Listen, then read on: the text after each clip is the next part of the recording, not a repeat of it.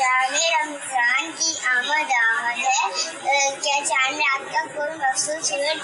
مدنی منی نے اپنی زبان میں پوچھا ہے کہ ماہ رمضان کی چاند رات کیا پڑھنا چاہیے، اس طرح کا سوال کیا ہے۔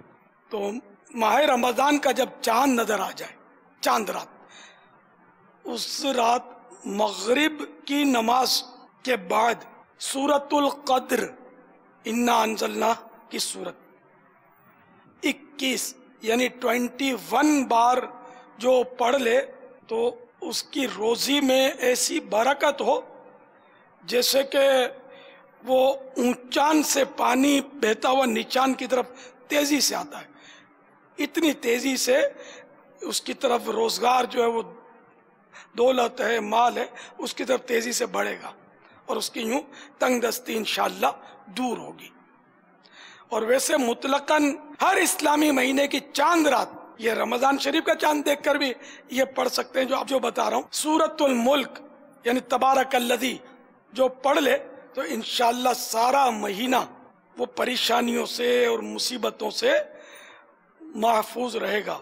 کہ اس مبارک سورت میں، سورۃ الملک میں 30 آیتیں ہیں، 30 آیات، اور مہینے کے دن بھی عام طور پہ 30 ہوتے ہیں، تو یوں 30 آیات کی برکت سے 30 دن کی پریشانیاں دور ہوں گی انشاءاللہ۔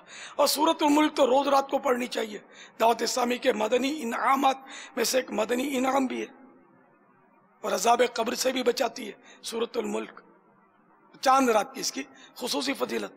اے عاشقان رسول، میرا مشورہ قبول کر لیں، ابھی سے نیت کر لیں کہ رمضان شریف کی چاند رات کو مغرب کے بعد سورۃ القدر 21 بار، اور پھر عشاء کے بعد پوری رات میں جب بھی موقع ملا سورۃ الملک ضرور پڑھیں گے۔